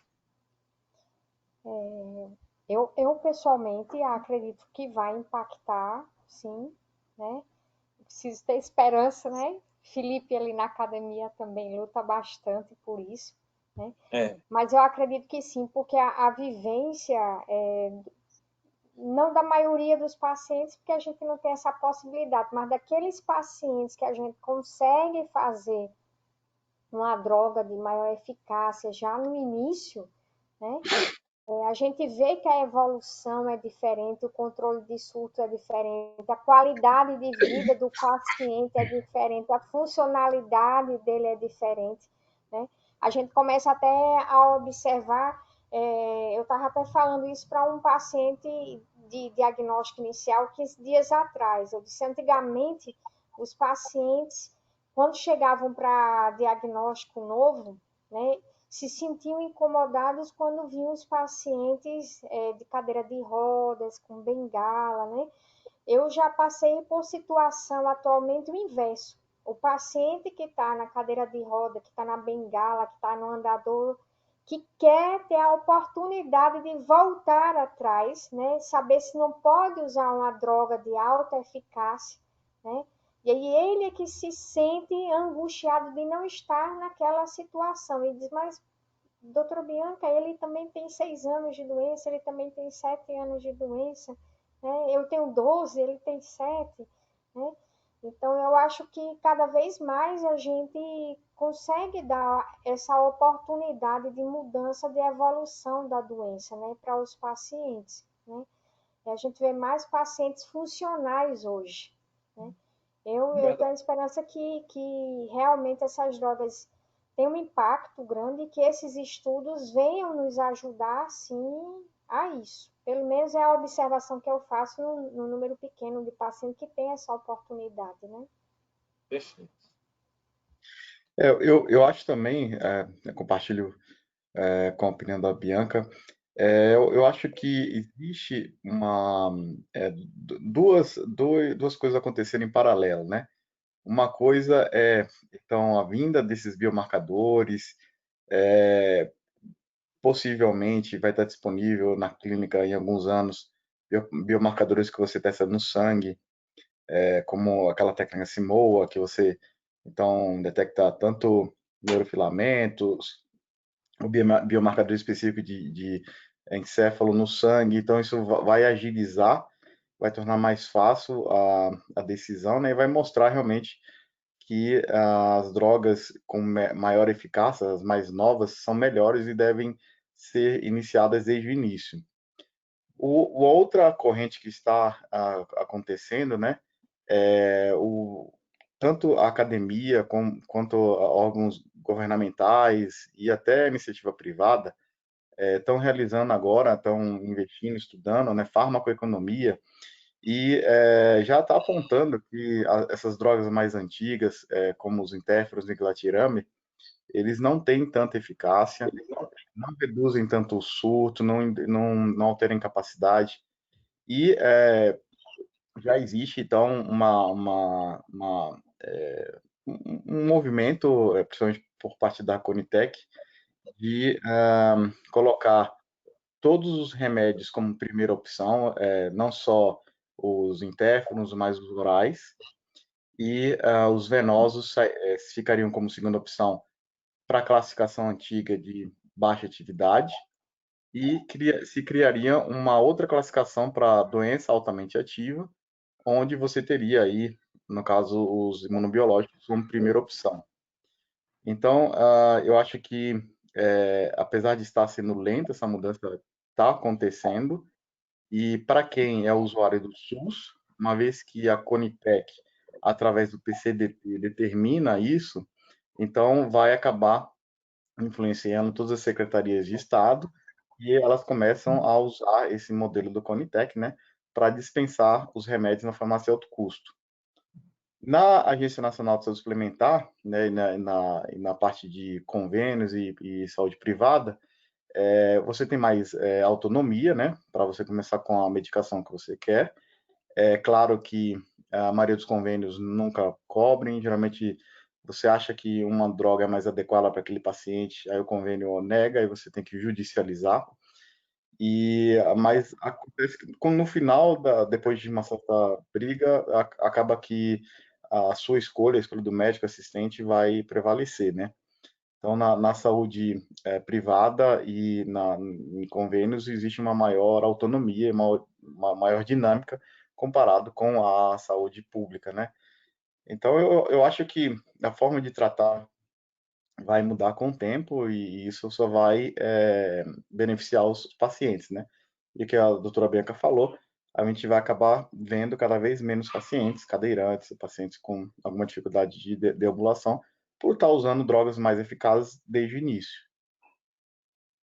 Perfeito, Felipe. Que notícia boa. Pode fazer algum comentário? Deve, doutora Lúcia. Gente, fica à vontade. Agradecer aí a oportunidade de estar ouvindo vocês. E eu queria fazer, primeiro, um comentário, segundo, um comentário com questionamento. A Patrícia Coyle, ela não gosta dessa terminologia NEDA, porque ela considera que é muito difícil você ter um paciente livre de atividade de doença em qualquer momento, então ela prefere usar MEDA, que é Minimal Evidence of Disease Activity.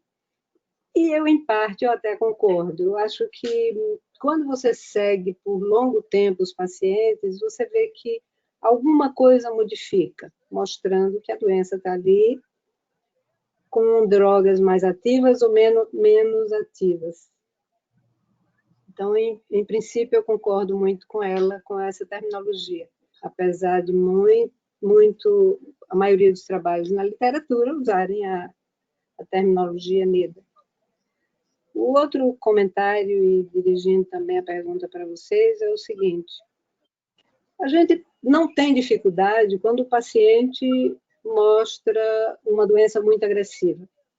Está definido, ele tem que fazer a indução. O outro extremo é o paciente que você vê pela história, pelos sintomas, pela apresentação dos resultados de exames complementares, mostra o padrão muito mais suave do ponto de vista de agressividade de doença. Então, também tem condição de você definir o que vai fazer. Não precisa fazer indução, vai fazer escalonamento. Eu acho que o meio do caminho é que é o problema, porque tem pacientes que você não sabe, você não tem marcadores para dizer se o doente vai evoluir com mais gravidade ou menos gravidade. E muitas vezes, pela própria experiência de não ter outras opções terapêuticas, quando não havia essa quantidade de novos medicamentos, você viu o paciente evoluir mais agressivamente. Se naquele momento existisse uma medicação que pudesse fazer indução, você teria talvez algum sucesso. E mesmo aqueles que você fazendo indução, o paciente evolui mal. Então, acho que tem alguma coisa ainda nesse caminho tortuoso que a gente ainda não tem todos esses dados para a gente dizer assim, esse vai evoluir bem com essa medicação. Porque mesmo os pacientes que você faz indução, alguns deles evoluem muito mal. E a gente tem alguns exemplos disso. Então, eu queria, na prática, na vida real, qual a vivência de vocês nisso? Nesses grupos diferentes de pacientes. E como se você já tem alguma perspectiva, que eu acho que é muito difícil, de identificar, esse vai evoluir assim ou esse vai evoluir de outra forma, mais agressiva ou menos agressiva. Fiquem à vontade. Boa noite, professora Lúcia. Muito obrigada pelos comentários, né? Sempre bem pertinente, né? A participação da doutora Lúcia. Bom, em relação assim, à minha vivência de ambulatório, de fato, tem alguns pacientes que a gente faz indução e não evolui bem, então já eu tenho alguns poucos pacientes, por exemplo, que fiz indução com alentuzumab e optei por fazer um terceiro ciclo e já discuto a questão de repente fazer um quarto ciclo ou partir para o transplante, né? Que realmente tem alguns pacientes que não evoluem da forma como gostaríamos, né? Pacientes com forma muito ativa. Eu acho que a questão de ter uma vigilância nesses pacientes no primeiro ano, e especialmente no primeiro e no segundo ano, é muito importante, clinicamente, cognitivamente, a funcionalidade dele, a ressonância, né, fatores de pior e bom prognóstico, observar cada detalhe do surto, de que forma que ele respondeu ao corticoide, em quantos dias ele melhorou do quadro clínico, né? Até isso a gente vê, tem paciente que no primeiro dia já evolui com melhora, outros não, leva muitos dias para melhorar do surto, mesmo fazendo a pulso. Tem pacientes que a gente precisa repetir a pulso com dose mais elevada. Então, eu acho que cada detalhezinho a gente tem que estar atento em relação a esses pacientes, né? A piora da marcha e a cognição são detalhes muito importantes, né? E que muitas vezes só mensurar o EDSS não é o suficiente, né? Muitas vezes a gente vê que a gente mede o EDSS, está igual, e o paciente diz que está pior, o paciente diz que está pior. Então, eu acho que realmente, assim, o primeiro e o segundo ano são cruciais. Não que não tenham pacientes que, de repente, que a gente vê, dá 2, 3, 4, 5 anos bem, de repente tem uma piora, né? Modifica de característica, mas acho que os 2 primeiros anos e as características da ressonância, aqueles pacientes que já na primeira ressonância tem uma alta carga lesional, que já tem sinal de atrofia cerebral, que já tem sinal de atrofia de corpo caloso, aqueles pacientes que já têm lesão cortical, justa cortical, eu acho que alguns detalhes são muito importantes. Eu não estou falando assim de neurofilamentos, porque infelizmente eu não tenho essa possibilidade aqui na minha realidade, então eu não estou nem incluindo a discussão de neurofilamento.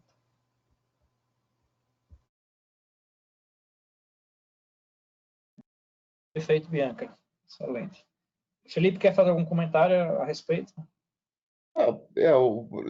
Com relação assim, paciente que tem uma doença agressiva, ativa, eu geralmente tento sempre começa com uma droga de bloqueio, como natalizumab, aí depois tenta uma droga de depressão, aí você pode usar o ocrelizumab, que tem menos efeito colateral que o alintuzumab, mas se mesmo assim o paciente falha, aí você pode ir para o alintuzumab, se você não foi, ou vice-versa com o ocrelizumab. E tem a cladribina agora, então assim, você hoje tem muita ferramenta para usar, né?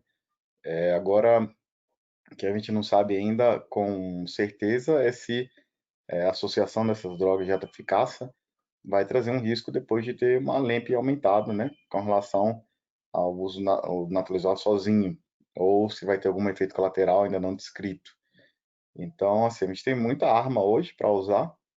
A gente só é raro você, acho que hoje em dia você tem um caso de paciente que falha com uma droga de alta eficácia a primeira vez, falha a segunda e falha a terceira. Mas a gente hoje tem realmente muita opção e acompanhar o paciente e é um risco, isso dá risco-benefício, né? Risco de você ter um efeito colateral e benefício de você conseguir controlar a atividade da doença naquele momento. Perfeito. Eu só vou ler aqui duas perguntas rapidamente por causa do horário, que a gente está bem à frente do horário. A primeira feita por Simone, dá boa noite e pergunta quais seriam as reações que ocorreriam nas pessoas que já estão com o cérebro atrofiado. Então, assim, é um pouquinho do que a gente discutiu nas apresentações, né?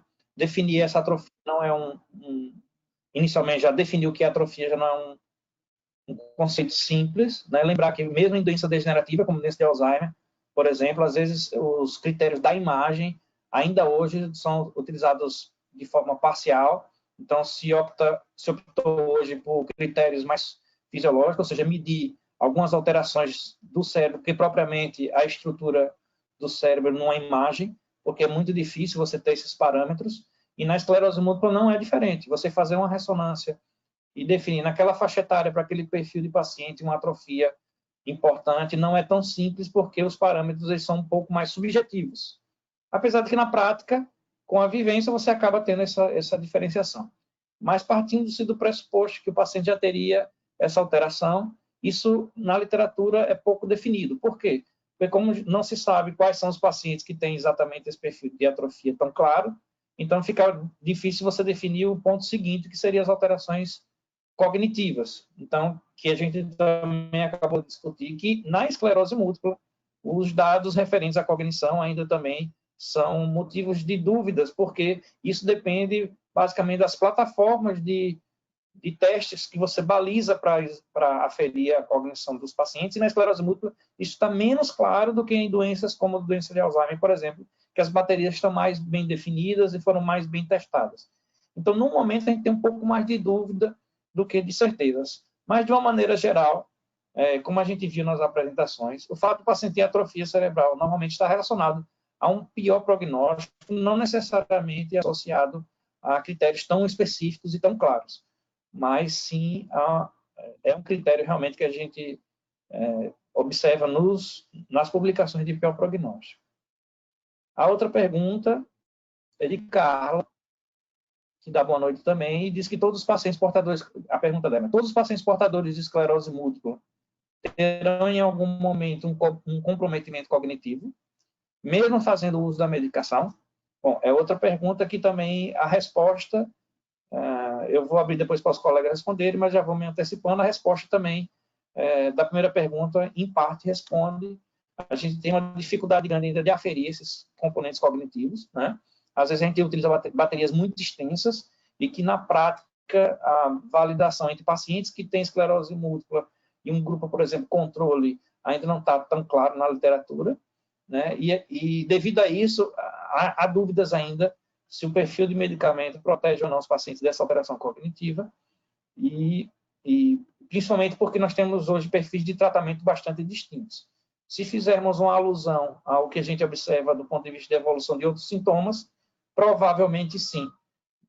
Mas isso ainda é uma inferência, ainda não temos dados na literatura tão claros. Eu não sei qual a opinião de Bianca, de Felipe e até a doutora Lúcia, se quiserem falar a respeito.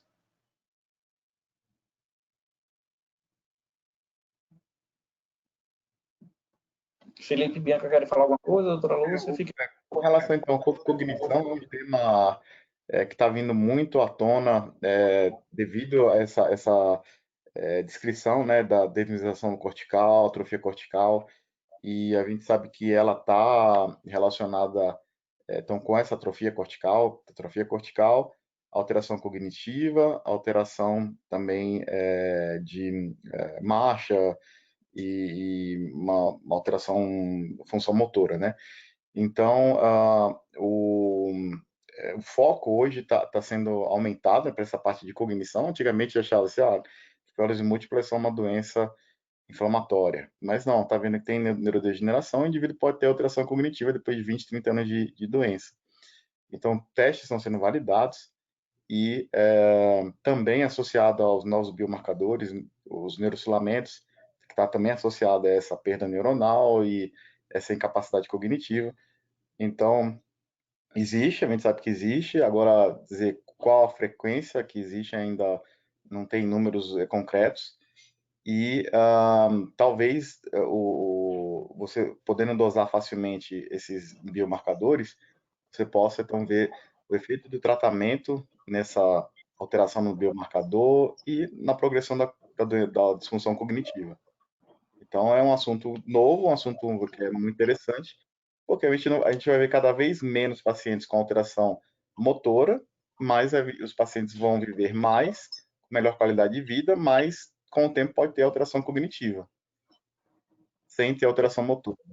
Então isso vai ser descoberto nos próximos meses, anos, né? Perfeito. Bom, eu acho que pelo adiantar da hora, né?